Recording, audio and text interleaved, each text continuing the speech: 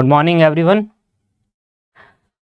Previous lecture के अंदर हमने अपने सारे पॉइंट्स कंप्लीट कर लिए थे और आज हम ये सारे पॉइंट कंप्लीट करेंगे और इस पर्टिकुलर चैप्टर में ये टॉपिक है क्लासिफिकेशन ऑफ कॉस्ट वो खत्म हो जाएगा।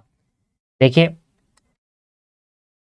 ये जो रह गया था हमने ये करना है बस आज। Marginal cost, out of pocket cost, differential cost, sunk cost, imputed notional cost, opportunity cost and replacement cost. तो इन 3, 6 और 7 पॉइंट हमें पढ़ने हैं। 6 ही पढ़ने हैं क्योंकि मैं आपको नोशनल कॉस्ट बता चुका था, याद है आपको? जब मैं आपको बता रहा था मीनिंग ऑफ कॉस्ट तो वहां पर मैंने आपको 2 कॉस्ट के बारे में बताया था, एक एक्चुअल कॉस्ट के बारे में और एक नोशनल कॉस्ट के बारे में, जो हमारी जेब से नहीं जाता बट फिर भी हम इसको कॉस्ट कंसीडर करते हैं। राइट, याद आ रहा आपको? ठीक है, अच्छा तो मार्जिनल कॉस्ट स्टार्ट करेंगे आज। हमने नेचर एंड एलिमेंट पढ़ लिया था, राइट। इसके बाद फंक्शन भी पढ़ लिया है हमने, degree of traceability of product पढ़ लिया है, चेंज इन एक्टिविटी और वॉल्यूम पढ़ लिया, how to find variable and fix cost of semi variable, ये मैंने रिकॉर्डेड में आपको बताया था कि ये पढ़ना है, रिकॉर्डेड वाली क्लास में आपने पढ़ा, इसको कंप्लीट कर लिया है। कोई भी अन्य डाउट है मुझसे पूछेंगे। कंट्रोलेबिलिटी हमने पढ़ चुके हैं, नॉर्मलिटी हम पढ़ चुके हैं, रिलेशनशिप विद अकाउंटिंग पीरियड भी पढ़ लिया, टाइम भी पढ़ लिया, according to planning and control पढ़ लिया है, एसोसिएट विद द प्रोडक्ट पढ़ लिया, मार्जिनल डिसीजन हमें आज पढ़ना है, मार्जिनल डिसीजन, मैनेजरियल डिसीजन पढ़ना है जिसमें पहली हमारी कॉस्ट है मार्जिनल कॉस्ट। देखिए मार्जिनल कॉस्ट के बारे में समझते हैं कि क्या है, बेसिक चीजें हैं हमारे को यहाँ पर अभी, तो हमें फाउंडेशन लेवल पे सिर्फ बेसिक बातें पढ़ना है मार्जिनल के बारे में। वैसे मार्जिनल कॉस्ट जो है ना एक बहुत बड़ा कॉन्सेप्ट है, ये बहुत बड़ा कॉन्सेप्ट है, ये सबसे बड़ा चैप्टर आता है इंटरमीडिएट में, पर क्योंकि हम फाउंडेशन पढ़ रहे हैं तो हमें सिर्फ बेसिक बातें जाननी है, इसका मतलब समझना है। तो आइए मार्जिनल कॉस्ट देखते क्या होता है। देखिए फॉर एग्जाम्पल दोस्तों मैं 200 यूनिट बना रहा था, मैंने 200 यूनिट बनाई, 200 यूनिट बनाने पे मेरी कॉस्ट आई 10,000 रुपए। ठीक है, 200 यूनिट बनाने पे मेरी कॉस्ट कितनी आ गई सर? ये यूनिट है, इतने यूनिट बना रहा था और इस पे मेरी कॉस्ट 10,000 आई। इतनी बात आपको क्लियर है? मतलब मैं 200 यूनिट का प्रोडक्शन कर रहा था और मेरी उस पे 200 यूनिट को बनाने में 10,000 रुपए कॉस्ट आ गई। ठीक है, अब मैंने 200 की जगह 201 यूनिट बनाई और मेरी कॉस्ट आ गई 12,000 रुपए, नहीं मेरी कॉस्ट आ गई 10,500 रुपए, मेरी कॉस्ट आ गई 10,500। जब मैं 200 यूनिट बना रहा था तो मेरी कॉस्ट आ रही थी 10,000 रुपए और जब मैं 201 यूनिट बना रहा हूं तो मेरी कॉस्ट आएगी 10,500 रुपए। देखिए मुझे एक बताओ, एक एडिशनल यूनिट बढ़ाने से, एक यूनिट बढ़ाई मैंने, एक एडिशनल यूनिट बढ़ाई ना मैंने, कितनी यूनिट इंक्रीज करी अपनी प्रोडक्शन में? एक यूनिट बढ़ाई, क्योंकि पहले मैं 200 यूनिट का प्रोडक्शन कर रहा था तो मेरी कॉस्ट आ रही थी 10,000 रुपए। तो एक एडिशनल यूनिट बढ़ाने से, एक एडिशनल यूनिट को बढ़ाने से कितनी एडिशनल कॉस्ट आती है जरा मुझे बताओ। सर एडिशनल कॉस्ट आती है 500 रुपए, एडिशनल कॉस्ट कितनी आती है? 500 रुपए। जब आप एक एडिशनल यूनिट को बढ़ाने से जो आपकी एडिशनल कॉस्ट आती है, देख रहे हो आप, यही तो मैं मेरी सिंपल एग्जांपल है मेरा। 200 यूनिट मैं बनाता था तो 10,000 रुपए मेरे खर्च होते थे, राइट। अब मैं 201 यूनिट बना रहा हूं तो मेरे खर्च हो रहे हैं 10,500 रुपए। तो मुझे एक बात बताओ, मैंने 200 से 201 करा, मतलब एक ही तो यूनिट बढ़ाई और एक यूनिट बढ़ाने में मेरा कितना पैसा जेब से गया? 500 रुपए गया। तो मतलब हर एक एडिशनल यूनिट बढ़ाने से, हर एक एडिशनल यूनिट बढ़ाने से जो पैसा आपकी जेब में खर्च हो जाता है, जो पैसा एडिशनल खर्च हो जाता है, एडिशनल कॉस्ट जो इंकर्ड हो जाती है, उसी एडिशनल कॉस्ट को मार्जिनल कॉस्ट कहते हैं। अच्छा ये है सर मार्जिनल कॉस्ट, ये है सर मार्जिनल कॉस्ट। हर एक एडिशनल यूनिट बढ़ाने से जो एडिशनल कॉस्ट आती है उसी को क्या कहा जाता है? मार्जिनल कॉस्ट कहा जाता है, राइट। अब मैं इसमें और बढ़ाऊंगा तो मेरी कॉस्ट और बढ़ेगी, राइट। मैं 210 यूनिट बनाऊंगा तो मेरी कॉस्ट और बढ़ जाएगी, फिर यूनिट बनाऊंगा फिर मेरी कॉस्ट और बढ़ जाएगी, ऐसी होगा, राइट। जैसे मैंने इसमें कॉस्ट यूनिट बढ़ाई, मैंने 200 से 201 करा, मेरी कॉस्ट बढ़ गई। फिर मैं अगर मान लो 201 से 210 यूनिट बनाऊं तो तब भी तो कॉस्ट बढ़ेगी, राइट, नहीं बढ़ेगी? बढ़ेगी सर। 210 से 250 यूनिट बनाऊंगा फिर कॉस्ट बढ़ेगी, फिर यूनिट बढ़ाऊंगा फिर कॉस्ट बढ़ाएगी। इसका मतलब मार्जिनल कॉस्ट आपको ये बताता है हर एक एडिशनल यूनिट बढ़ाने से जो एडिशनल कॉस्ट इंकर्ड हो रही है उसी को मार्जिनल कॉस्ट कहेंगे। पर जैसे जैसे यूनिट बढ़ाते चले जाते हो वैसे वैसे एडिशनल कॉस्ट भी बढ़ती चले जाती है, इसलिए मार्जिनल कॉस्ट को वेरिएबल कॉस्ट भी कहा। क्योंकि वेरिएबल कॉस्ट का मतलब भी तो यही था कि यूनिट बढ़ाने से कॉस्ट बढ़ जाए और यूनिट घटाने से कॉस्ट घट जाए, इसलिए मार्जिनल कॉस्ट को एक तरीके के वेरिएबल कॉस्ट भी कहा जाता है। क्योंकि बेसिकली यही हो रहा है, यूनिट बढ़ाने से कॉस्ट बढ़ रही है, फिर यूनिट बढ़ाऊंगा फिर कॉस्ट बढ़ रही है, इसलिए मार्जिनल कॉस्ट एक तरीके का वेरिएबल कॉस्ट भी माना जाता है। इसको एक तरीके का वेरिएबल कॉस्ट भी, प्रॉपर वेरिएबल कॉस्ट नहीं है पर हाँ वेरिएबल कॉस्ट का एक पार्ट है। क्योंकि वेरिएबल कॉस्ट में हमने क्या सीखा था, क्या पढ़ा था वेरिएबल कॉस्ट के बारे में? उसमें हमने पढ़ा था यूनिट बढ़ाने से जब कॉस्ट बढ़ जाए और यूनिट घटाने से जब कॉस्ट घट जाए उसी को वेरिएबल कॉस्ट कहते हैं। बताइए बात समझ में आई आपको, राइट। तो ये भी तो यही है, बस यहां पर ये नहीं हो रहा यूनिट घटाने से कॉस्ट नहीं घटा रही, यहां पर क्या हो रहा है सिर्फ एडिशनल यूनिट बढ़ाने से जो कॉस्ट बढ़ रही है उसी को हम बात करें। मतलब मार्जिनल कॉस्ट प्रॉपरली वेरिएबल नहीं है, it is a part of variable cost. क्योंकि वेरिएबल कॉस्ट के दो पार्ट होते हैं, एक बढ़ाने से कब कॉस्ट बढ़ जाए, एक घटाने से जब कॉस्ट घट जाए। दो पार्ट होते हैं वेरिएबल के, यूनिट बढ़ाऊंगा कॉस्ट बढ़ जाएगी, यूनिट घटाऊंगा कॉस्ट घट जाएगी, ये दो पार्ट है वेरिएबल कॉस्ट के। जबकि मार्जिनल सिर्फ हर एक एडिशनल यूनिट बढ़ाने से जो एडिशनल कॉस्ट इंकर्ड हो रही है वो मार्जिनल है। तो यहां पर एडिशनल इंक्रीमेंट की बात होती है, डिक्रीमेंट की बात नहीं हो रही, राइट। तो बताओ मार्जिनल कॉस्ट क्या होती है? सर जब आप अपनी कंपनी में एक एडिशनल यूनिट बढ़ाने से जो आपकी एडिशनल कॉस्ट खर्च हुई उस एडिशनल कॉस्ट को आज के बाद मार्जिनल कॉस्ट कहेंगे। होप आपको क्लियर हो गया, समझ में आ गया पॉइंट। ये सिर्फ इतना ही बेसिक हमें पढ़ना है। चलिए जी,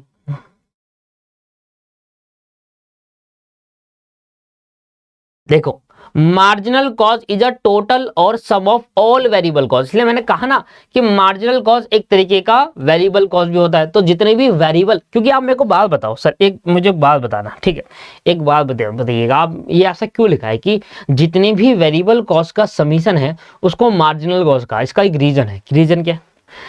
मेरी फैक्ट्री का रेंट है 5,000 रुपए, ठीक है, मेरी फैक्ट्री का रेंट है 5,000 रुपए महीना। मैं उस पर 200 यूनिट बनाता हूं, ठीक है, मैं उससे 200 यूनिट बनाता हूं तो मुझे रेंट 5,000 रुपए देना है। अब मैं उस पर उसी फैक्ट्री के अंदर 201 यूनिट बनाऊंगा तो मुझे रेंट कितना देना होगा ये बताओ। अभी मेरी फैक्ट्री का रेंट 5,000 रुपए है, मुझे 200 यूनिट बनाना है, मुझे 200 यूनिट बनाना है, 200 यूनिट बनाता हूं, ठीक है, अभी मैं रेंट दे रहा हूं 5,000 रुपए। अब अगर मैं 201 यूनिट बनाऊं तो मुझे फैक्ट्री में कितना रेंट देना होगा? क्या फैक्ट्री का रेंट बढ़ जाएगा या उतना ही रहेगा? सर फैक्ट्री का रेंट उतना ही रहता है, बढ़ता नहीं है, क्योंकि फैक्ट्री का रेंट एक फिक्स्ड कॉस्ट है। मुझे बताओ सर, अब मेरी बात समझना, मतलब आप 200 यूनिट बना रहे थे तब भी फैक्ट्री का रेंट सेम था और आप 201 यूनिट बना रहे हो तब भी फैक्ट्री का रेंट सेम है। मतलब इसका मतलब फिक्स्ड कॉस्ट यूनिट बढ़ाने से नहीं बढ़ता। इसका मतलब ये 10,000 से 10,500 जो हुआ होगा ये वेरिएबल की वजह से हुआ होगा, फिक्स्ड की वजह से नहीं हुआ होगा। क्योंकि फिक्स्ड कॉस्ट क्या होता है? यूनिट बढ़ाने से नहीं बढ़ता, यूनिट घटाने से नहीं घटता। आपको उतना पे करना ही पड़ेगा, चाहे आप जितने यूनिट बनाना है बढ़ाओ, जितने यूनिट घटाना है घटाओ। मतलब इसका मतलब ये है कि ये 10,000 से 10,500 जो हुआ ना, एक्स्ट्रा 500, ये वेरिएबल की वजह से हुआ है, क्योंकि फिक्स तो नहीं बढ़ा होगा। फिक्स्ड रेंट उतना ही गया होगा मेरा 5,000, चाहे मैं 200 यूनिट बनाऊं चाहे 201।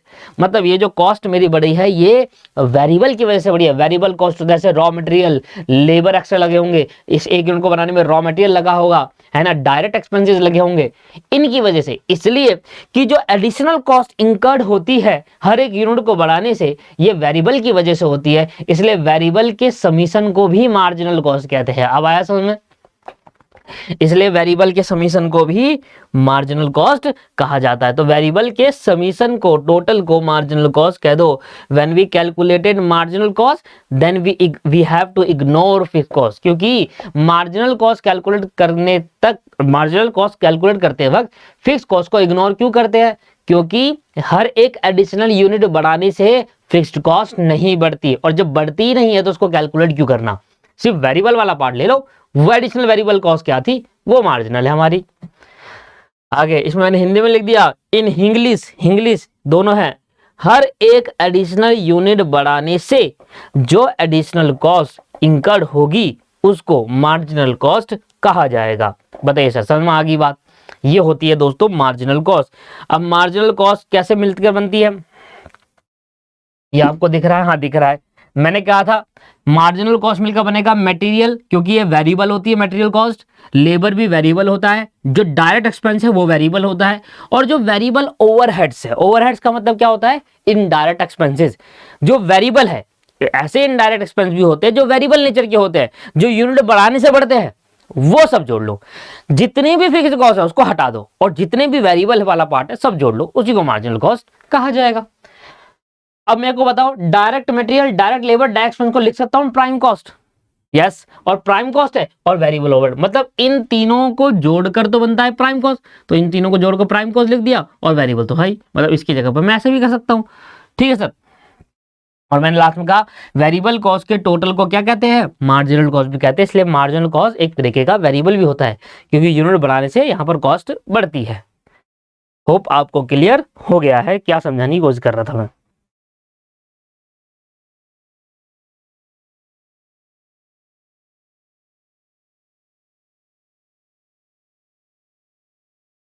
ये लो जी। अब आते हैं आउट ऑफ पॉकेट कॉस्ट क्या होता है। देखिए, आउट ऑफ पॉकेट कॉस्ट का मतलब ही आप समझ गए हैं, जो हमारी जेब से डायरेक्टली पे हो रहा है, यही मतलब है out of pocket. Out of pocket मतलब पॉकेट से जो निकला हुआ खर्चा है, वो होती है आउट ऑफ पॉकेट कॉस्ट। अब देखिए इसमें क्या होता है, मैं एक कंपनी में काम कर रहा था, उस कंपनी का नाम था नेशनल टेक्सटाइल कॉर्पोरेशन लिमिटेड। अब उन कंपनी की पॉलिसी ये थी, कंपनी का, मेरे को क्या करते थे, मुझे कभी कभार बैंक जाना पड़ता था कंपनी के काम से। मुझे मेरे सीनियर बैंक भेज देते थे कि जाओ बैंक से ये काम करा के ले आओ। अब मैं उस टाइम जाता था बाइक्स में, ऑफिस ना बाइक में जाता था। तो या तो तुम्हारे पास बाइक है तो तुम जल्दी पहुंच जाओगे, है ना।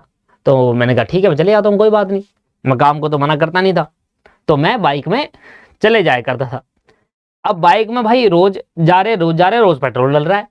तो मैंने एक बार सर से कह दिया, सर ये तो मतलब आप मुझे भेजे जा रहे हो, पेट्रोल का खर्चा तो मेरी जेब से ही जा रहा है। कोई बात नहीं, कह रहे आपको, आपने पहले क्यों नहीं बताया मुझे, कह रहा कंपनी देगी आपको पेट्रोल खर्चा। मैंने कहा फिर ठीक है। तो अब क्या हो रहा है कि मुझे जब भी भेजा जा रहा है बैंक, मान लो 50 रुपए का 100 रुपए का पेट्रोल जो लग रहा है आने जाने में, बैंक का खर्चा, मेरे खर्चा आने जाने में, वो मैं बाद में क्या कर सकता हूं, अपनी कंपनी से मांग सकता हूं कि हाँ आपके काम के लिए गया था इसलिए इतना रुपए का पेट्रोल लगा, 100 रुपए का, तो मैं आप मांग सकता हूं। इसका मतलब क्या होता है, जब आप एट द टाइम अपनी जेब से निकाल के खर्च कर देते हो, that is called out of pocket cost. आप पेट्रोल पंप, मैं पेट्रोल पंप में गया, मैंने 100 रुपए दिए, पेट्रोल भरवा दिया, तो मैंने अपनी जेब से खर्च करा, तो बाद में मैं ये पैसा कंपनी से मांग लूंगा। इसको कहते हैं रीइंबर्स करना। क्या कहते हैं इसे? रीइंबर्स करना। कोई कोई कंपनी नहीं देती, कोई कोई कंपनी देती है। तो जो पैसा आप eight the time directly pay कर रहे हो उसको तो आउट ऑफ पॉकेट कॉस्ट कहा। विच में बी लेटर, विच में बी लिखा हुआ है, मस्ट भी नहीं है, मे बी, इसको बाद में रीइंबर्स करा जा सकता है। विच में बी लेटर रीइंबर्स, रीइंबर्स मतलब बाद में किसी थर्ड पार्टी से पैसा ले सकते हैं। अब मान लो मैं पेट्रोल पंप में हूं, मैं पेट्रोल भरवा रहा हूं तो पेट्रोल पंप वाली पहली पार्टी हो गई, मैं दूसरी पार्टी हो गई, तो हम दोनों तो पहली और दूसरी पार्टी हो गई। अब थर्ड पार्टी कौन हुई? कंपनी, जिससे मैं पैसा वो पेट्रोल का लूंगा, राइट।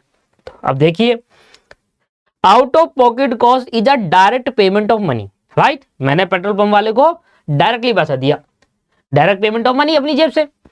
दैट मे और मे बी लेटर रीइंबर्स, मे का यूज करा गया है, कर भी सकते हो और नहीं भी कर सकते। किसी किसी कंपनी का होता है, किसी किसी कंपनी का नहीं होता। मेरे से मतलब था, मैंने तो बहुत पेट्रोल के पैसे दिया भाई, विच में 100 रुपए का पेट्रोल लगता था, मैं 250 रुपए लेता था कंपनी से। विच में और may be later reimburse from the third party means company, it is paid during the current period और प्रोजेक्ट। बस जिस काम के लिए आपने भेजा उस काम में अगर कोई खर्चा हुआ तो वह आप आगे जाकर, अभी तो आप डायरेक्टली पेमेंट करोगे, वो आगे जाकर रीइंबर्स कर लोगे। जैसे कि for example, wages paid for installation of a new machine, नई मशीन के लिए जो भी आप वेजेस पे करोगे वो एक आउट ऑफ पॉकेट कॉस्ट है, क्योंकि आपने उस टाइम वेजेस तो पे करी पर आप उसको मशीन की कॉस्ट में जोड़कर ले लोगे कि हाँ भाई इस मशीन को इंस्टॉल कराने में लेबर कॉस्ट भी लगी है, तो मशीन की कॉस्ट का पार्ट मानकर उससे चार्ज कर लिया जाएगा, राइट। समझ में आ गया? क्लियर है भाई?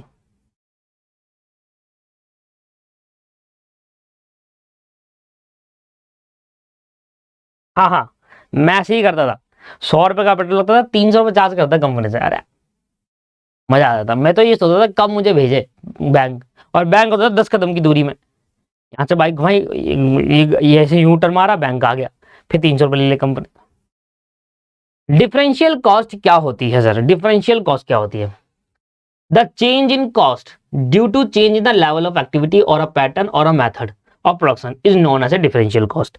मतलब कहता है प्रोडक्शन के चेंज करने की वजह से, या कोई मेथड के चेंज करने की वजह से, या फिर कोई पैटर्न की चेंज होने की वजह से अगर कॉस्ट में चेंज आया तो उस चेंज को डिफरेंशियल कॉस्ट कहते हैं। सिंपल है, मैंने प्रोडक्शन, मेरी अभी 10,000 यूनिट का प्रोडक्शन कर रहा था तो मेरी कॉस्ट आ रही थी 1 लाख रुपए। अब मैं 20,000 यूनिट का प्रोडक्शन कर रहा हूं तो मेरी कॉस्ट आ रही है 2 लाख रुपए। इसका मतलब प्रोडक्शन के चेंज होने से अगर कॉस्ट में चेंज आए उसको हम डिफरेंशियल कॉस्ट कहते हैं। सिंपल सा है, बहुत बड़ा सिंपल सा है लॉजिक। अगर प्रोडक्शन के चेंज होने की वजह से, अगर प्रोडक्शन की चेंज होने की वजह से कॉस्ट में चेंज आता है तो उसको डिफरेंशियल कॉस्ट कहते हैं। या फिर आपने अपना एक्टिविटी, पैटर्न या मेथड, जरूरी नहीं है प्रोडक्शन लेवल चेंज करने की वजह से, एक्टिविटी लेवल मतलब होता है प्रोडक्शन लेवल। आप अभी कितनी यूनिट बना रहे थे सर? 10,000 बना रहे थे। अब आप कितनी यूनिट बना रहे हो? 15,000 बना रहे हो, तो यूनिट ज्यादा बना रहे हो ना, तो इसलिए कॉस्ट भी इंपैक्ट करेगी, कॉस्ट में भी चेंज आएगा। अच्छा, ये जरूरी नहीं है ये चेंज बढ़ते हुए आए, घट भी सकता है। पहले आप 10,000 यूनिट बना रहे थे, अब आप 8,000 बना रहे हो तो कॉस्ट कम हो जाएगी। चेंज मतलब positive change, negative as well. Change का मतलब ये नहीं है कि बढ़ता हुआ चलेगा, चेंज का मतलब होता है पॉजिटिव नेगेटिव, बहुत बढ़ भी सकता है घट भी सकता है। तो प्रोडक्शन लेवल चेंज करने की वजह से अगर कॉस्ट में चेंज आता है, प्रोडक्शन लेवल बढ़ाओगे तो कॉस्ट बढ़ जाएगी, प्रोडक्शन लेवल घटाओगे तो कॉस्ट घट जाएगी। तो प्रोडक्शन लेवल चेंज करने की वजह से अगर कॉस्ट में चेंज आए तो उसको हम क्या कहते हैं? डिफरेंशियल कॉस्ट कहते हैं। देखिए दोस्तों, कभी कभी ऐसा होता है कंपनी का प्रोडक्शन चल रहा होता है और आगे से ये आता है कि प्रोडक्शन करने का जो मेथड है, जो पैटर्न है, उसको चेंज करते हैं। अब जैसे ही हमने मेथड चेंज करा या फिर कोई पैटर्न, इस पैटर्न में चेंज प्रोडक्शन हो रहा था, अब पैटर्न चेंज कर दिया, अब इस पैटर्न में हुआ करेगा, नया पैटर्न दूसरा है। तो जब पैटर्न आप चेंज कर रहे हो उसकी वजह से भी कॉस्ट बढ़ती है, और जब आप मेथड चेंज करते हो उसकी वजह से भी बढ़ती है। तो कभी कभी ऐसा होता है, जरूरी नहीं है कि हर बार लेवल ऑफ यूनिट बढ़ाने से ही या लेवल ऑफ यूनिट घटाने से ही चेंज आए कॉस्ट में। कभी कभी पैटर्न, प्रोडक्शन पैटर्न या फिर प्रोडक्शन मेथड चेंज करने से भी कॉस्ट में चेंज आता है। तो इसलिए उसने तीनों बात लिख दी, चाहे लेवल ऑफ यूनिट बढ़ाने से, लेवल ऑफ एक्टिविटी मतलब यूनिट को बढ़ाने घटाने से, पैटर्न के चेंज होने से, या मेथड के चेंज होने से।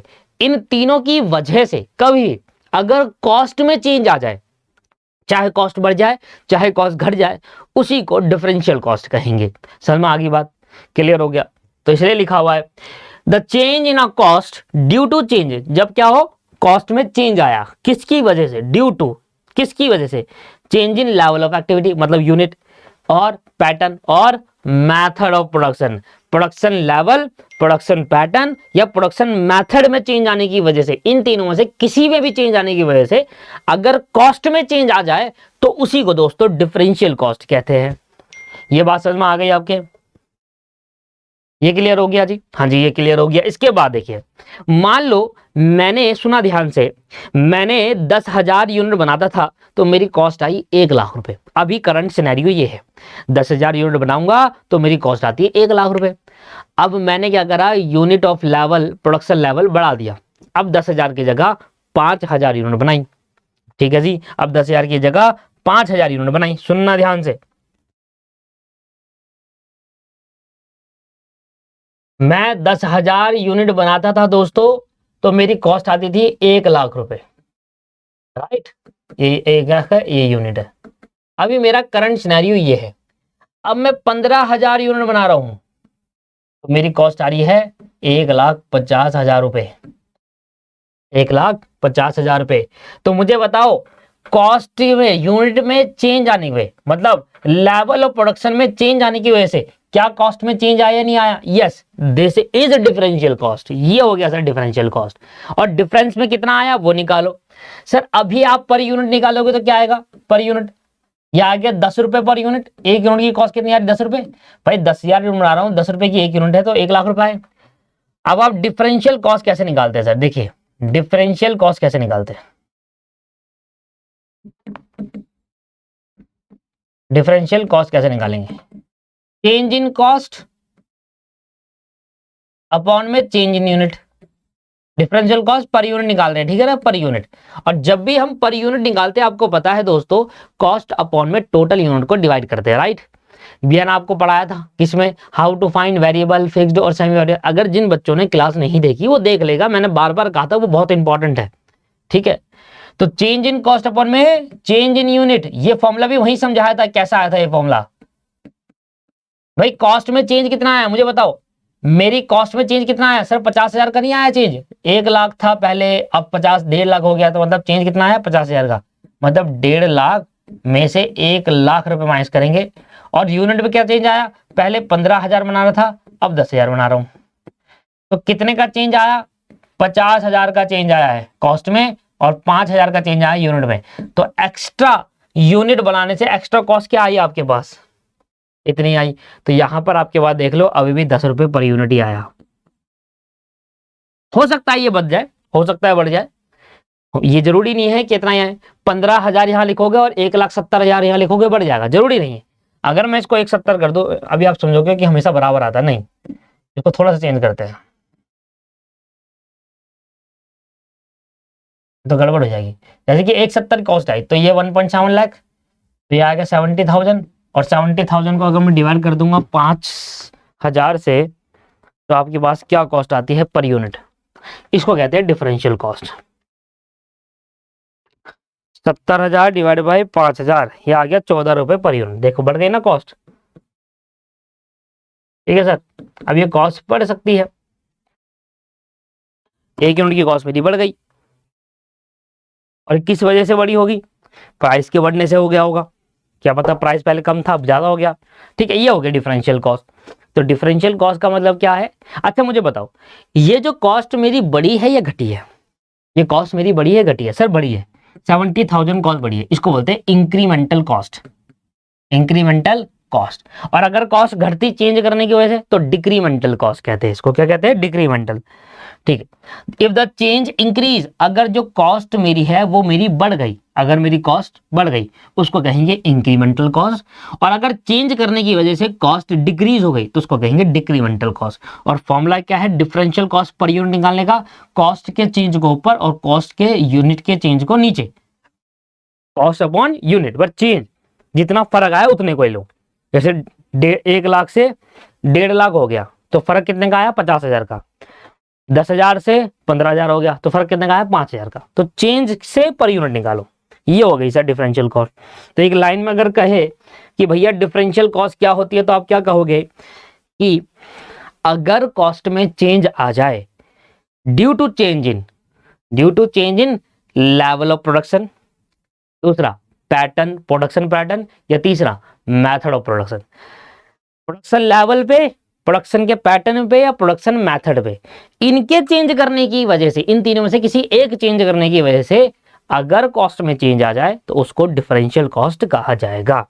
ठीक है ना, ये बेसिक बातें हैं दोस्तों। जब आप इंटरमीडिएट में आएंगे तब वहां पर आप डिटेल में पढ़ते हैं चीजें, इंटरमीडिएट में चीजें डिटेल में पढ़ी जाती है।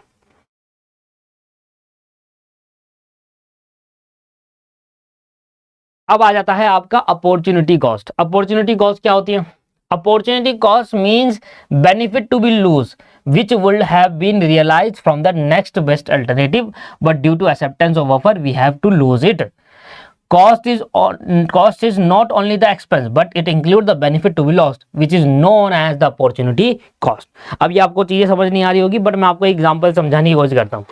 मान लो आप किसी कंपनी के अंदर काम कर रहे हो, ठीक है। मेरे एग्जांपल इतने सिंपल होते हैं ना, जब मैं इनको बच्चों पे रखता हूँ इस एग्जांपल को, तो वो बड़ी जल्दी कनेक्ट कर लेते हैं। अगर मैं यही बातें आपको हिंदी में समझाऊं तो आप समझ नहीं पाएंगे, बट अगर मैं यही बातें आपको एग्जांपल समझा दूं तो आप जल्दी समझ जाते हैं चीज़ों को।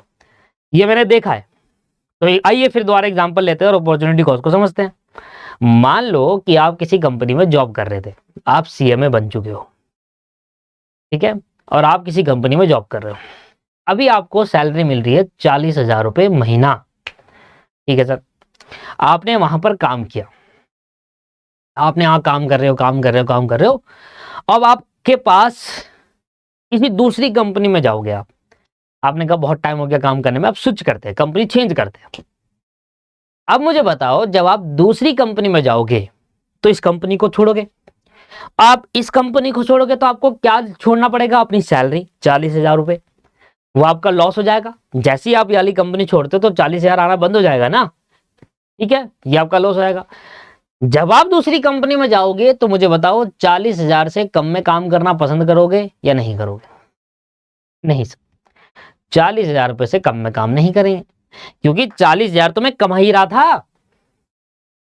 अब मैं जब दूसरी कंपनी ज्वाइन करूंगा तो मेरी एक्सपेक्टेशन 40 से ज्यादा होगी, मुझे 50,000 मिलने चाहिए, मुझे 45 मिले, एटलीस्ट 50 मिले, 55 मिले।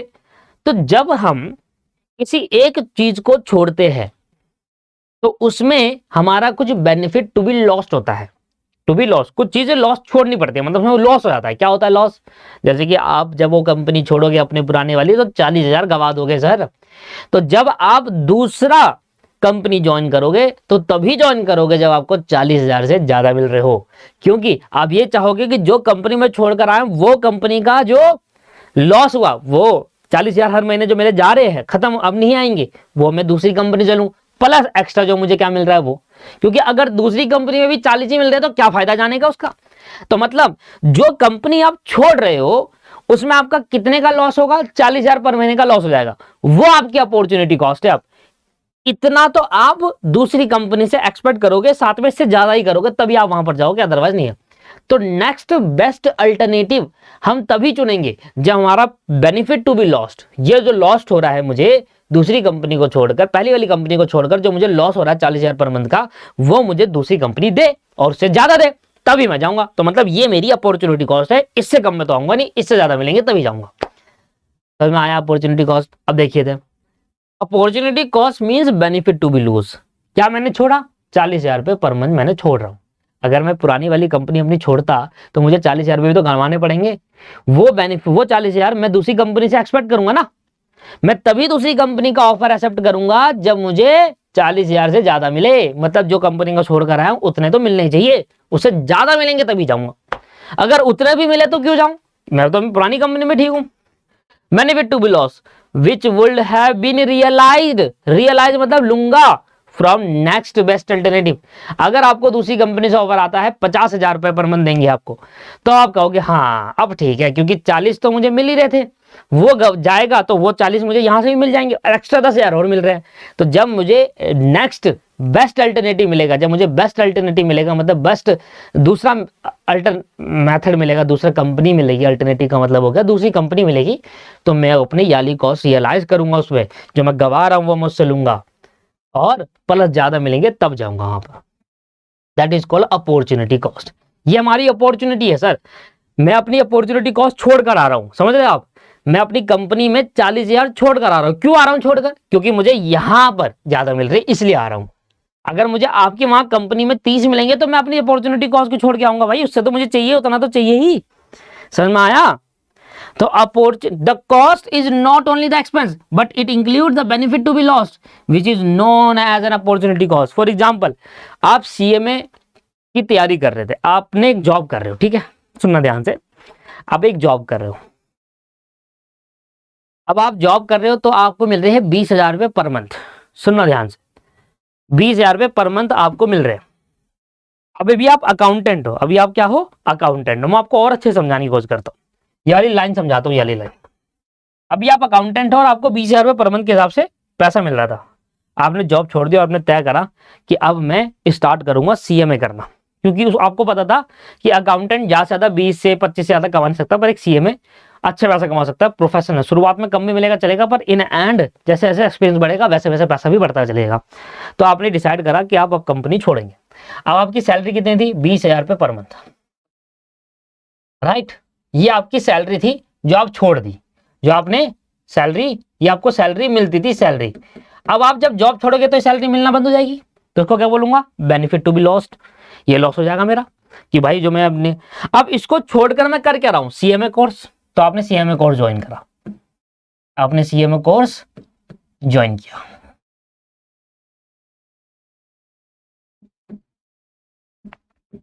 आपने सीएमए कोर्स ज्वाइन किया, ठीक है। अब आप सीएमए कोर्स कर रहे हो, इसको करने में लगेंगे आपको 3 साल। सोचो, अगर आप ये 3 साल नहीं काम कर, सीएमए नहीं करते, आप जॉब करते, तो आप कितना पैसा कमा लेते? ऑब्वियस है, अगर मैं 3 साल के लिए जॉब ना छोड़कर सीएमए कर रहा हूं, मैं सीएमए कर रहा हूं, और अगर मैं 3 साल सीएमए नहीं करता और ये जॉब ही करता 3 साल, तो मैं कितना पैसा कमाता? 20,000 रुपये एक महीने में, तो 12 महीने में एक हिसाब से 2,40,000, एक साल का 2,40,000, तो 3 साल का 7,20,000 रुपये आप कमाते। तो आपका कितना लॉस हुआ 3 साल में? आपका कितना लॉस हुआ? 7,20,000 रुपये का लॉस हुआ आपका। इतना पैसा आपको 3 साल में मिल जाता जितने साल में आपने सीएमए करी। आपने अपनी सीएमए कंप्लीट कर ली, और सीएमए कंप्लीट करने में आपका खर्चा कितना हो गया? 2.5 लाख रुपए खर्चा हो गया सर। 2 लाख रुपए, 1,80,000 रुपये आपका खर्चा हो गया, मान लेते हैं, इससे ज्यादा होता ही नहीं है। 1,80,000 रुपये आपका एक्सपेंस हो गया कोर्स का, ठीक है, सीएमए कोर्स का खर्चा हो गया। अब आपका खर्चा कितना हुआ? आपका खर्चा हुआ सर 1,80,000 रुपये। तो जब आप नई कंपनी में जाएंगे, सीएमए बन गए, अब आप नई कंपनी ज्वाइन करोगे, तो आप उससे क्या एक्सपेक्ट करोगे? 1,80,000 मिल जाए जो मेरा खर्चा हुआ है, वो मिल जाए क्या? नहीं सर, आप वो एक्सपेक्ट नहीं करोगे। आप क्या ये कहोगे कि मुझे 1,80,000 रुपये मिल जाए पूरे साल का, चलेगा? नहीं सर, आप कहोगे नहीं सर, मुझे 1,80,000 नहीं, मुझे वो 7,20,000 भी चाहिए। ये तो मेरा खर्चा है, ये मैं खर्च करके आया हूं, ये तो मैं कमाऊंगा ही, जो मैंने खर्च करा ये तो मैं रिकवर करूंगा ही। बट मैं जो छोड़ कर आया था अपनी 20,000 वाली सैलरी, इस कोर्स के चक्कर में मैंने 3 साल सैलरी छोड़ी है, उस 3 साल सैलरी में 7,20,000 बनता है, ये भी मैं अपने नई जॉब में मांगूंगा। तो मैं अपनी नई जॉब का कम से कम, तभी मैं अपनी नई जॉब ज्वाइन करूंगा कि मुझे 7,20,000 वाला 1,80,000, कम से कम 9 लाख का पैकेज मिलेगा। तो मैं कहूंगा हाँ चलो अब ठीक है, तो 9 लाख का पैकेज तो मेरी मिलना चाहिए। ये मेरी अपॉर्चुनिटी कॉस्ट हो गई। क्योंकि मेरा 9 लाख का पैकेज क्यों होना चाहिए? क्योंकि इसलिए होना चाहिए क्योंकि मैंने सर ये खर्च करा और ये मैं छोड़ कर आया। समझ में आया? तो कॉस्ट का मतलब ये नहीं है कि आप जो खर्च करते हो, कॉस्ट का मतलब वो भी है जो आपको मिल रहा था, आपने वो गवाया, उसकी जगह दूसरा अल्टरनेटिव चूज करा। क्या चूज करा आपने? सीएमए कोर्स करना चूज करा, जबकि आपको ये सैलरी मिल रही थी। आपने ये एक्सेप्ट करा, सीएमए कोर्स करूंगा, एक्सेप्ट करा, तो आपको क्या छोड़ना पड़ा? अपनी 20,000 वाली salary. That is called benefit to be loss. ये भी कॉस्ट मानी जाती है। और जब आपकी अपॉर्चुनिटी कॉस्ट तभी बनेगी जब आप 2 चीजें जोड़ोगे। क्या? एक तो जो आपने खर्च करा सीएमए कोर्स में, और प्लस जो आप छोड़ कर आए हो 7,20,000 रुपये 3 साल का, ये हो गई आपकी अपॉर्चुनिटी कॉस्ट। अब आप 9 लाख का पैकेज डिमांड करेंगे कंपनी से।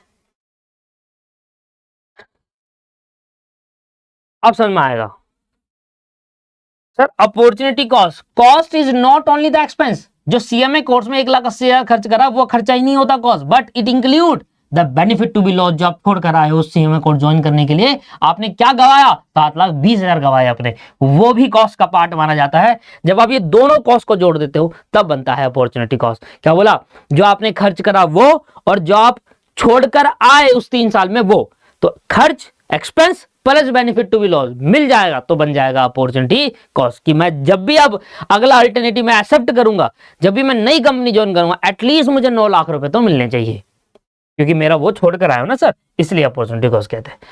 इंप्यूटेड और नोशनल कॉस्ट के बारे में आपको बता चुका था पहली ही क्लास में, मीनिंग ऑफ कॉस्ट के अंदर। इसमें मैंने बताया था कि अपने ही घर में जब आप एक कंपनी खोल लेते हैं अपना बिजनेस, तो आप अपने बिजनेस को रेंट नहीं देते, कि जेब से नहीं जाता, पर आपको रेंट कंसीडर करना है। That is called notional cost or imputed.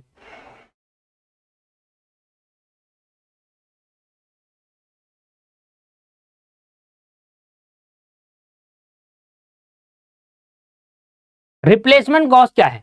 Replacement cost is the price that an entity would pay to replace an existing asset at the time of current market price with a similar asset. Replacement cost is the price that an entity would pay to replace an existing asset. मेरे पास एक asset थी, for example मेरे पास ये panel है, 3-4 साल मैंने इसको चलाया, अब मैं कहता हूं इस पैनल को मैं रिप्लेस करूंगा, तो मैं कंपनी के पास गया जो ये कंपनी का पैनल था, मैंने कहा ये मेरी एसेट है ना, पैनल मेरे लिए एसेट है, क्योंकि इस पे पढ़ा कर कमा रहा हूँ, अर्न कर रहा हूँ, तो ये मेरी एसेट है। अब मैं कंपनी के पास गया, कंपनी से कहा कि कंपनी भाई मेरा ये पैनल रिप्लेस कर दो और मुझे नया वाला दे दो। तो कंपनी ने कहा कि आपको ये पैनल देने के बाद 1 लाख रुपए और देना होगा। तो मैं पैनल देने के बाद जो एक्स्ट्रा पे कर रहा हूं that is called replacement cost. समझ में आया? आपके पास एक बाइक है, आप कंपनी बाइक बहुत साल हो गए, पुरानी हो गई, 5-6 साल हो गए, आपने कहा मैं जाके इसको एक्सचेंज करके नई बाइक लेके आता हूं। तो नई बाइक थी कितने की? 1 लाख रुपए की। आपकी बाइक के कितने पैसे लिए उसने? 20,000 लिए। तो आपको एक्स्ट्रा कितना पे करना? 80,000 पे करना। तो दैट इज कॉल्ड रिप्लेसमेंट।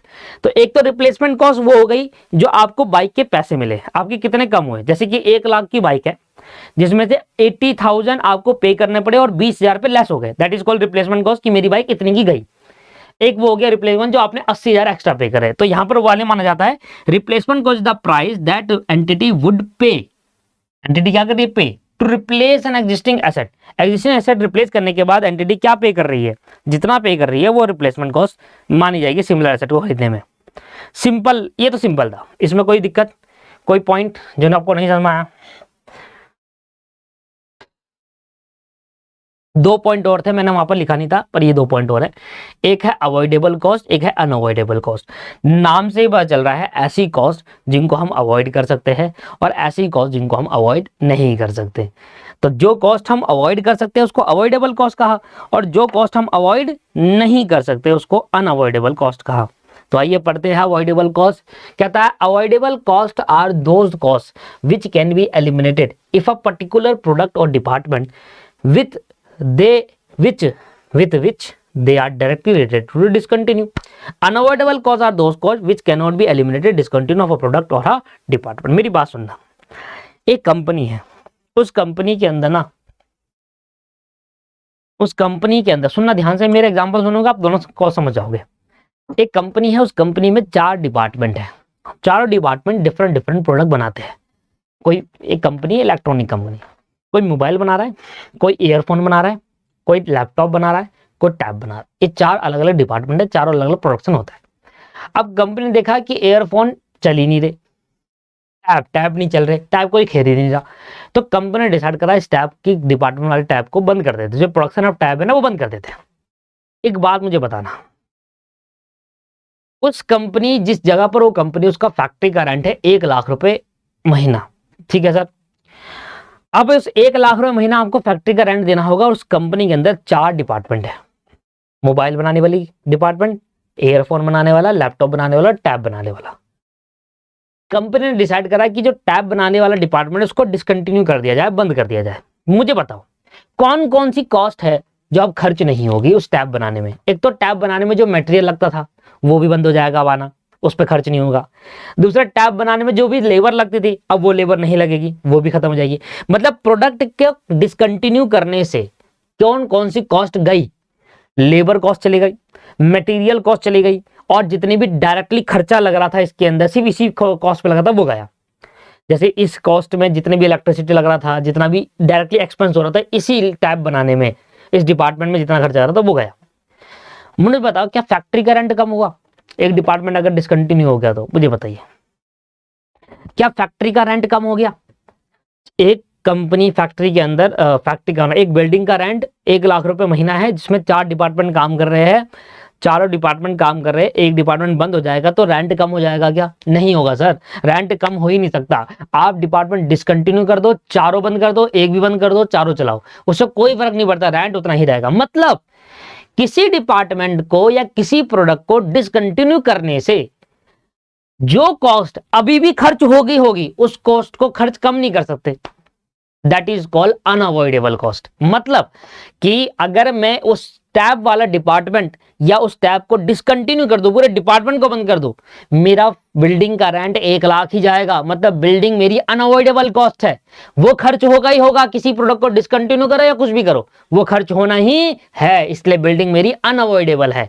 जबकि टैब बनाने के लिए raw material, labour and directly expense जो टैब बनाने में खर्च हो रहा है वो सारे खत्म हो जाएंगे। That is called unavoidable cost, इनको हम अवॉइड कर सकते हैं। जब भी मैं कोई प्रोडक्ट या फिर कोई डिपार्टमेंट को डिसकंटिन्यू करता हूं, उसके साथ साथ जब मेरी कॉस्ट भी डिसकंटिन्यू हो जाती है उसको अवॉइडेबल कॉस्ट कहा जाता है, और जो कॉस्ट डिसकंटिन्यू नहीं होती उसको अनअवॉइडेबल कहा जाता है। इसलिए मेरे एग्जांपल में लेबर, मटेरियल और डायरेक्ट एक्सपेंस ये अवॉइडेबल कॉस्ट हो गई, क्योंकि जैसे ही टैब डिसकंटिन्यू करा ये भी खत्म हो जाएगी, और पर जो बिल्डिंग का रेंट है वो खत्म नहीं होगा, वो कम भी नहीं होगा, वो मेरी अनअवॉइडेबल कॉस्ट है। अब बताइए समझ में आया नहीं आया? अब पढ़ लो। अब avoidable cost are those cost which can be eliminated, खत्म हो जाती है इफ अ पर्टिकुलर प्रोडक्ट और department directly related to discontinue. अगर डिपार्टमेंट डिसकंटिन्यू हुआ, प्रोडक्ट डिसकंटिन्यू हुआ, उससे रिलेटेड जो भी कॉस्ट थी वो सारी की सारी एलिमिनेट हो जाएगी, वो भी खत्म हो जाएगी, जैसे material, labour and direct expense वो। जबकि अनअवॉइडेबल कॉस्ट क्या होगी? एलिमिनेट नहीं हो सकती अगर कोई प्रोडक्ट या फिर कोई डिपार्टमेंट डिसकंटिन्यू हो जाता है, जैसे कि फिक्स्ड कॉस्ट जो खर्च होगी होगी। ये हो गया sir point. And last point sunk cost, उसके बाद खत्म हो जाता है, इसके बाद स्टार्ट होता है types of costing. Sunk cost बहुत ही अच्छा है, ये कई बार एमसीक्यू में पूछा जाता है। ये सब ध्यान को ध्यान यहीं रखो ध्यान। मैंने बहुत अच्छे से एक्सप्लेन करा, आपने समझा ही नहीं, आपका ध्यान था ही नहीं यहाँ पर। मैं सही कह रहा हूँ? बताओ सही कह रहा हूँ नहीं कह रहा?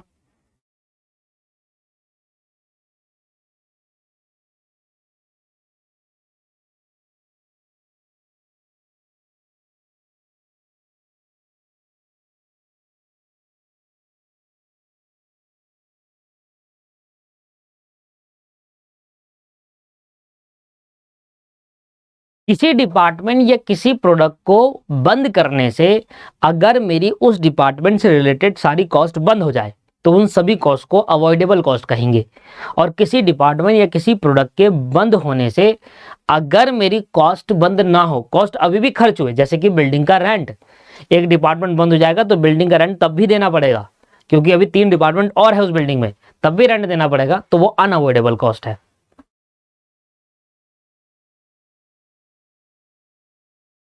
ठीक है सर। अब संक कॉस्ट क्या होती है? संक कॉस्ट देखो कभी भी डिसीजन मेकिंग के लिए रेलिवेंट नहीं होती, और ये मैं आपको प्रूव करके दिखा सकता हूं, ये लिखा हुआ है। Sunk cost is not relevant for decision making. Sunk cost का दूसरा नाम है स्टैंडर्ड। स्टैंडर्ड नहीं है, ध्यान सुनना, STRANDED है, DARD नहीं है, तो स्टैंडर्ड कॉस्ट बोलते हैं इसको, स्टैंडर्ड नहीं, ठीक है ना? तो संक कॉस्ट का दूसरा नाम है स्टैंडर्ड कॉस्ट, और ये कभी भी डिसीजन मेकिंग के लिए रेलिवेंट नहीं होती। मैं आपको एग्जांपल देता हूं, ठीक है सर, ध्यान दीजिएगा। मैं आपको एग्जांपल देता हूं और उस एग्जांपल से आप मुझे बताना, आपका डिसीजन चेंज नहीं होगा।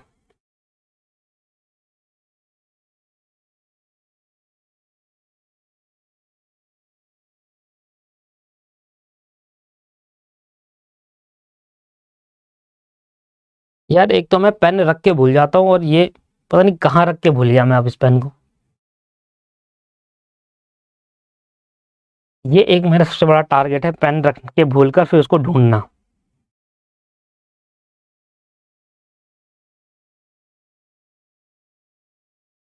चलिए देखिए, एक बार मिल गया पेन, देखिए एक कंपनी है आपकी, ठीक है सर। अब आप चाहते हो, आपके पास दो प्रोडक्ट है, एक प्रोडक्ट है A1 और एक प्रोडक्ट है A2। एक प्रोडक्ट है A1 और एक प्रोडक्ट है A2। अब आपका डिसीजन, मैं आपको बता रहा हूं क्या डिसीजन लेना है, ठीक है ना। आगे जाकर आप जैसे जैसे बड़े होते जाओगे, मतलब ऐसे ऐसे लेवल अप होते जाएगा, आप खुद डिसीजन लेना सीख जाएंगे, पर अभी हम आपको थोड़ी हेल्प करूंगा। कंपनी का एक दो डिपार्टमेंट है, एक कंपनी का दो प्रोडक्ट है, एक A1 प्रोडक्ट है और एक A2 प्रोडक्ट है। A1 A2 छोड़कर A और B ले लेते हैं, ठीक है। एक A प्रोडक्ट है, एक B प्रोडक्ट है, ये दोनों प्रोडक्ट है। अब कंपनी को ये डिसाइड करना है कि कंपनी को कौन सा प्रोडक्ट बनाना है और कौन सा नहीं बनाना।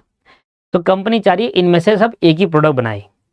अब आप कॉस्ट अकाउंटेंट है, तो आपको कंपनी को ये डिसाइड करना है, बताना है कि कौन सा प्रोडक्ट बनाना चाहिए और कौन सा नहीं बनाना चाहिए। तो आपको अब डिसीजन डिसीजन लेना किसका काम है? मैनेजमेंट का काम होता है। कॉस्ट अकाउंटेंट का काम डिसीजन लेना नहीं होता। कॉस्ट अकाउंटेंट का काम होता है डाटा देना, ठीक है। डिसीजन लेगी मैनेजमेंट। हम भी, अब जो डिसीजन आप लोगे वही मैनेजमेंट भी लेगी, क्योंकि मैनेजमेंट को घंटा कुछ नहीं पता, मारा है आपको। उनको घंटा नहीं पता कुछ क्या करना है क्या नहीं करना। उनको बस ये पता है कि भैया कॉस्ट अकाउंटेंट जैसा बोलेगा हमें वैसा करना होगा, क्योंकि क्योंकि उनको इतना नहीं पता उसके बारे में ना जितना नॉलेज आपको है। इसलिए आप ध्यान सुनिएगा। अब आपको डिसीजन लेना, जो डिसीजन आपका होता है, आप एक्चुअली अपना डिसीजन बताते तो नहीं है, आप बताना नहीं। डायरेक्टर्स का, जो कंपनी का मेन ऑफिसर होता है, उनका काम होता है डिसीजन लेना, ठीक है ना। पर आप जो डाटा दोगे, जो डिसीजन आपका रहेगा वही डिसीजन मैनेजमेंट का रहेगा, क्योंकि मैनेजमेंट लॉस में थोड़ा रहेगा। अब आप डिसीजन लोगे तो सही होगा, आप कॉस्ट अकाउंटेंट हो। अब सुनना ध्यान से, सुनना। मान लो अब आपको इन दोनों में से कोई एक प्रोडक्ट को आगे कंटिन्यू करना है और एक को डिसकंटिन्यू करना है। मेरा ये रॉ मटेरियल जाता है इसमें, सुनेंगे ध्यान से। इसमें मेरा 1 लाख रुपए का रॉ मटेरियल खर्च होता है इस प्रोडक्ट को बनाने में, और इस प्रोडक्ट को बनाने में 1,20,000 रुपए का रॉ मटेरियल खर्च होता है। फिर मेरा लेबर जाती है, इसमें मेरी 50,000 रुपए की लेबर जाती है, इसमें मेरी 40,000 रुपए की लेबर जाती है।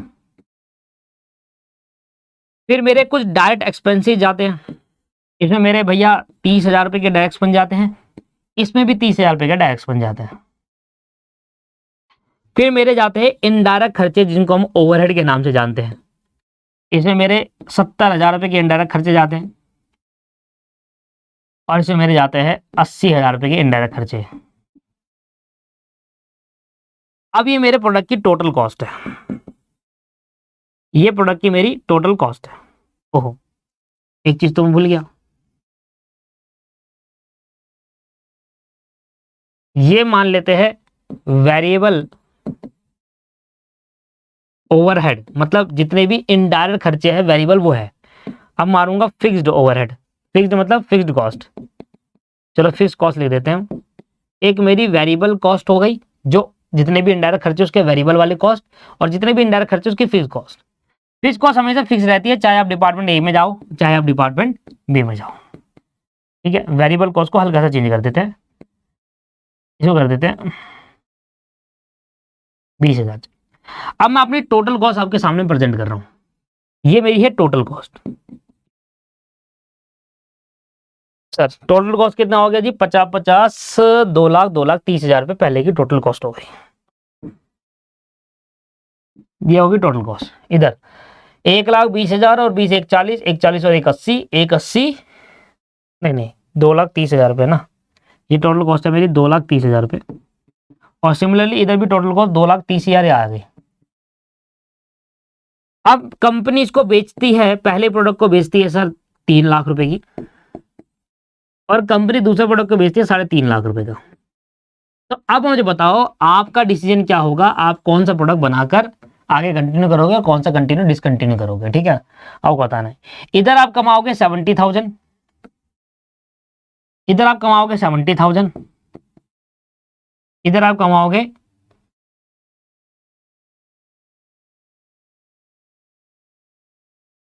1,20,000 रुपए।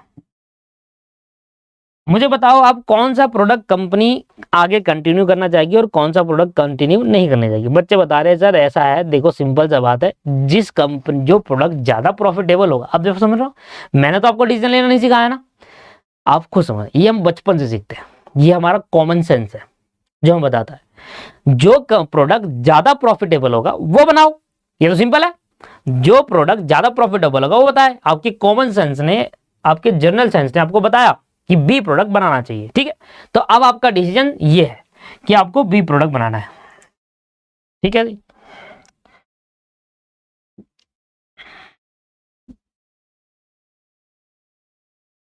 तो यहां पर आपका डिसीजन क्या है, मैंने आपका डिसीजन पूछा है, मैंने अपना डिसीजन नहीं दिया, आपने खुद बताया, ये मैंने नहीं बोला, ये आपका डिसीजन है कि प्रोडक्ट बी बनाना चाहिए, प्रोडक्ट बी कंटिन्यू करो और प्रोडक्ट ए डिसकंटिन्यू कर दो, ठीक है सर। ठीक है, अब मैं नेक्स्ट पेज में आता हूं। अब मैं यहां पर हल्का सा चेंजमेंट करता हूं, मेरे पास जो फिक्स्ड कॉस्ट थी ना, फिक्स्ड कॉस्ट मैं उसको सारी हटा रहा हूं, मैंने पे फिक्स्ड कॉस्ट थी मैंने हटा दी, अब मैं फिक्स कॉस्ट नहीं ले रहा।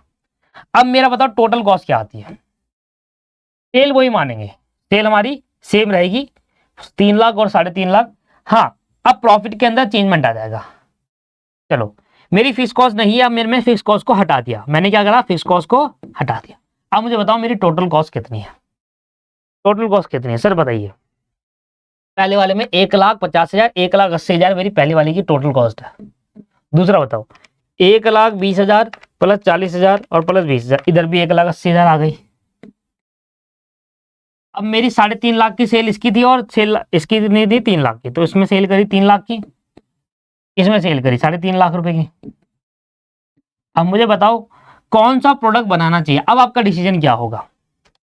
1,80,000 माइनस 3 लाख क्या आ जाएगा, 1,20,000।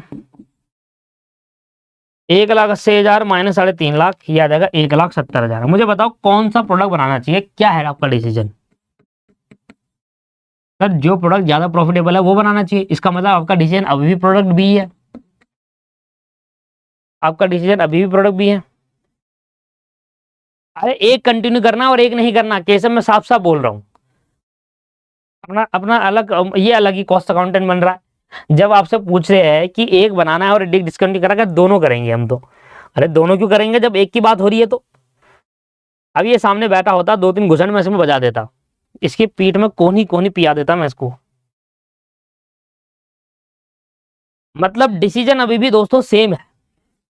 अब क्या हुआ, मैंने आपको क्या समझा रहा हूं इसमें, मैं आपको ये समझा रहा हूं कि देखो दोस्तों, जब आप फिक्स्ड कॉस्ट लेते हैं, जब आप फिक्स्ड कॉस्ट को कैलकुलेट, टोटल कॉस्ट में जब आप फिक्स कॉस्ट इंक्लूड करते हैं, देख रहे हो आप, फिक्स कॉस्ट इंक्लूड कर दीजिए टोटल कॉस्ट में। अगर आप फिक्स कॉस्ट टोटल कॉस्ट में इंक्लूड करोगे तो आपका डिसीजन आएगा प्रोडक्ट बी, आगे कंटिन्यू करो। और अगर आप फिक्स कॉस्ट नहीं लेते तब भी आपका डिसीजन सेम आता है। मतलब फिक्स्ड कॉस्ट लूं या फिक्स कॉस्ट ना लूं, decision will be same in दोनों ही केसेस के अंदर। समझ में आ रहा है, मतलब fixed cost is not relevant for decision making. जब भी आपको कभी डिसीजन लेना होता है आपको फिक्स्ड कॉस्ट रेलिवेंट ही नहीं है, फिक्स्ड कॉस्ट लेने की जरूरत ही नहीं है, मत लो फिक्स्ड कॉस्ट, तब भी आपका डिसीजन सेम रहेगा। मैं आपको प्रूफ करके दिखा दिया, देख लो सामने है, मैंने कुछ नहीं छेड़ा, देखो सारा चीज वही है, मैंने कुछ नहीं छेड़ा, बस मैंने क्या छेड़ा, यहां पर फिक्स कॉस्ट रखी और यहां पर फिक्स कॉस्ट नहीं रखी। अब देखो आपका डिसीजन दोनों में सेम है, मतलब फिक्स्ड कॉस्ट कभी भी डिसीजन मेकिंग में काम नहीं आता। और फिक्स्ड कॉस्ट को ही क्या कहते हैं हम, संक कॉस्ट कहते हैं। संक कॉस्ट ही हमारी फिक्स कॉस्ट है, ऐसी चीज जो डिसीजन मेकिंग में काम ना आए उसी को संक कॉस्ट कहते हैं और वही हमारी फिक्स कॉस्ट भी होती है। अब पढ़ो, sunk cost are that entity has incurred and it is no longer recover। मतलब क्या है, sunk cost mean the cost which continue to occur with some amount in each alternative course of action and also continue to occur with same amount when there is no alternative course of action। चाहे आप product ए बनाओ चाहे आप product B बना लो, product ए बनाओगे तब भी fix cost खर्च होगी 50,000 रुपए, चाहे प्रोडक्ट नहीं बनाओगे तब भी फिक्स कॉस्ट खर्च होगी 50,000 रुपए। मतलब चाहे आप प्रोडक्ट बनाओ चाहे आप प्रोडक्ट मत बनाओ, आपका कुछ अमाउंट ऑफ खर्चा होना ही होना है, वो होती है संक कॉस्ट। मतलब ऐसी कॉस्ट जो आप किसी, मैं आपसे ये पूछूं इसमें, क्या हमें दोनों प्रोडक्ट बनानी चाहिए या दोनों ही बंद कर देनी चाहिए। सर आप दोनों बनाओगे तब भी फिक्स कॉस्ट खर्च होगी, दोनों बंद कर दोगे तब भी फिक्स कॉस्ट खर्च होगी। मतलब ऐसी कॉस्ट जो किसी चीज को होने से भी खर्च हो, किसी चीज के ना होने से भी खर्च हो, that is called sunk cost, और वही फिक्स्ड है सर। संक कॉस्ट को ही फिक्स कॉस्ट कहते हैं, क्योंकि संक कॉस्ट ऐसी कॉस्ट होती है जो किसी प्रोडक्ट को बनाने पे भी खर्च हो जाए और किसी प्रोडक्ट को नहीं बनाओगे, डिसकंटिन्यू कर दोगे, तब भी वो खर्च होती ही रहेगी, वो रिकवर नहीं होती, ठीक है ना, वो खर्च होती ही होती है। Sunk cost are the entity that has not longer recover, क्योंकि एक बार खर्च होती है उसको हम रिकवर नहीं कर पाते। जबकि दूसरा क्या है, sunk cost is not relevant for decision making. मैंने आपको बताया, जैसे कि आपको एग्जांपल दिया कि आप फिक्स कॉस्ट डिसीजन मेकिंग में रखो या ना रखो, आपका डिसीजन तब भी सेम ही रहता है। तो fix cost is not relevant for decision making, that is sunk cost. और ये था सर आपका पॉइंट, और यहाँ पर ये खत्म हो गया सर आपका सारा का सारा, ठीक है सर। अब नेक्स्ट क्लास से मैं आपको स्टार्ट करवाऊंगा टाइप्स ऑफ कॉस्टिंग, जबकि ये नए सिलेबस में इतना पार्ट था भी नहीं, पर मैंने आपको सारा बताया क्योंकि आपको नॉलेज देना बहुत जरूरी है। Types of costing next class से ये स्टार्ट करेंगे, टाइप्स ऑफ कॉस्टिंग, ठीक है जी, चलिए।